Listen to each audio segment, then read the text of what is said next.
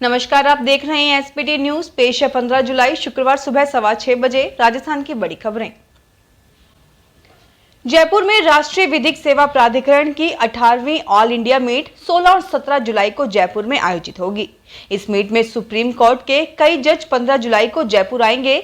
इस मीट में देश भर के 100 से अधिक न्यायाधीश शिरकत करेंगे। सभी हाईकोर्ट के मुख्य न्यायाधीश, राज्य विधिक सेवा प्राधिकरण के कार्यकारी अध्यक्ष, हाईकोर्ट लीगल सर्विस कमेटी के चेयरमैन आएंगे। 16 और 17 जुलाई को जयपुर में आयोजित होने वाली नालसा की 18वीं ऑल इंडिया मीट कोविड के चलते 3 वर्ष बाद हो रही है। नालसा की 17वीं ऑल इंडिया मीट वर्ष 2019 में 17-18 अगस्त को नागपुर में आयोजित की गई थी, जिसके बाद वर्ष 2020 और 2021 में कोविड के चलते इस मीट का आयोजन नहीं किया जा सका। फोन टैपिंग केस में मुख्यमंत्री अशोक गहलोत के ओएसडी लोकेश शर्मा की याचिका पर गुरुवार को दिल्ली हाई कोर्ट में फाइनल सुनवाई टल गई। अब 29 अगस्त को फाइनल सुनवाई के बाद फैसला होगा। दिल्ली हाई कोर्ट ने लोकेश शर्मा की गिरफ्तारी पर लगी रोक को बरकरार रखा है। 29 अगस्त तक गिरफ्तारी पर रोक रहेगी। राज्य सरकार के वकील के कोर्ट में मौजूद नहीं होने की वजह से सुनवाई टाल दी गई है। दिल्ली पुलिस के वकील ने बार बार इस मामले में फैसला टालने का विरोध किया। फोन टैपिंग के केस में सीएम के ओएसडी के खिलाफ दर्ज केस को रद्द करने और गिरफ्तारी पर लगी रोक पर आज फैसला होना था। गुरुवार दोपहर बाद सुनवाई जस्टिस जसमीत सिंह की बेंच में होनी थी।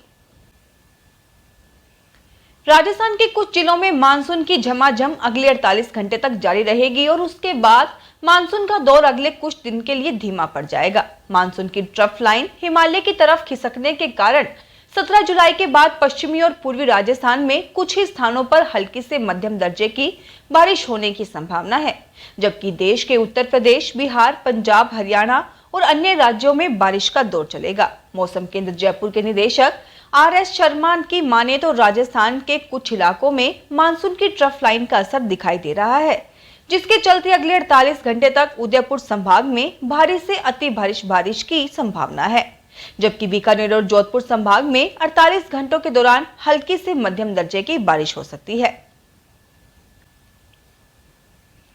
राजस्थान के खाद्य एवं नागरिक आपूर्ति मंत्री प्रताप सिंह खाचरियावास ने कहा कि केंद्र सरकार ने आटा, दाल और चावल पर जीएसटी लगाकर आटा, दाल और चावल और महंगे कर दिए हैं। खाचरियावास ने पत्रकारों को बताया कि केंद्र की मोदी सरकार ने पेट्रोल, डीजल और गैस सिलेंडर महंगा करके लोगों का जीना हराम कर रखा है। उन्होंने कहा कि 15 लाख और अच्छे दिनों का दावा करने वाली सरकार खुले में आटा, चावल और दाल बिकती है, उस पर टैक्स लगाकर पैकिंग में महंगा आटा, दाल और चावल बेचने वाले उद्योगपतियों को फायदा पहुंचाना चाहती है। आम आदमी पार्टी राजस्थान के पंचायत संपर्क अभियान की शुरुआत शुक्रवार 15 जुलाई को होगी। राज्यसभा सांसद और पंजाब चुनाव के प्रमुख रणनीतिकार संदीप पाठक अभियान की शुरुआत करेंगे। इस दौरान दोपहर 3 बजे 230 कोऑर्डिनेटर्स को प्रशिक्षण भी दिया जाएगा।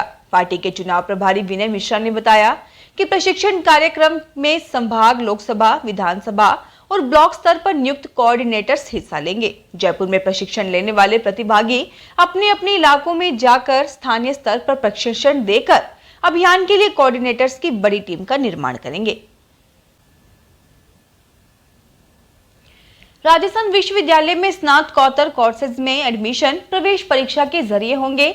अभ्यर्थी आवेदन 16 जुलाई से ऑनलाइन ही कर सकेंगे। आवेदन की अंतिम तिथि 24 जुलाई निर्धारित की गई है। प्रवेश प्रक्रिया के संयोजक रश्मि जैन के मुताबिक परीक्षा 3 अगस्त से 10 अगस्त तक होने की संभावना है। प्रवेश परीक्षा के लिए निर्धारित शुल्क भी ऑनलाइन ही जमा करवाना होगा। राजस्थान में प्रशासन शहरों के संघ अभियान के तहत आज 15 जुलाई से फिर से शिविर लगाए जाएंगे, लेकिन सरकार का एक आदेश दोनों नगर निगमों के लिए गलफांस बन गया है। स्वायत्त शासन विभाग ने आदेश दिया है कि जिस कॉलोनी का नियमन शिविर है, उस शिविर से 2 दिन पहले निकाय कर्मचारी उस कॉलोनी में जाकर लोगों को शिविर की जानकारी देंगे, साथ ही आवश्यक दस्तावेजों के बारे में बताएंगे। माउंट आबू राज्य महिला आयोग अध्यक्ष रेहाना रियाज चिश्ती ने माउंट आबू में संभागीय स्तरीय जन सुनवाई के दौरान महिलाओं की समस्याएं सुनी और संबंधित अधिकारियों को आवश्यक दिशा निर्देश दिए। श्रीमती चिश्ती ने इस अवसर पर कहा कि पर्वतीय पर्यटन स्थल माउंट आबू में निर्माण कार्यों पर लंबे समय से लगे प्रतिबंध की वजह से यहां शौचालयों का निर्माण न हो पाने से विशेषकर महिलाओं को भारी समस्याओं का जो सामना करना पड़ रहा है, उससे निजात दिलाने के लिए आयोग मुख्यमंत्री से शौचालय निर्माण की स्वीकृति दिलाने का निवेदन करेगा। राजस्थान के अलवर में भ्रष्टाचार निरोधक न्यायालय ने 2000 रुपए की रिश्वत के पुराने प्रकरण के आरोप सिद्ध होने पर एक पटवारी को 3 वर्ष की कारावास और 10,000 रुपए के अर्थदंड से दंडित किया है। विशिष्ट लोक अभियोजक अशोक कुमार भारद्वाज ने बताया कि नाथोली राम तत्कालीन हल्का पटवारी खेरली रेल कठूमर ने लखा राम की माताजी की खरीद शुदा जमीन का नामांतरण खोलने के लिए 2000 रुपए की रिश्वत मांगी थी। यह ट्रैप कार्रवाई 16 फरवरी 2014 को हुई थी, जिसमें ब्यूरो टीम ने आरोपी को 2000 रुपए की रिश्वत लेते रंगे हाथों गिरफ्तार किया था।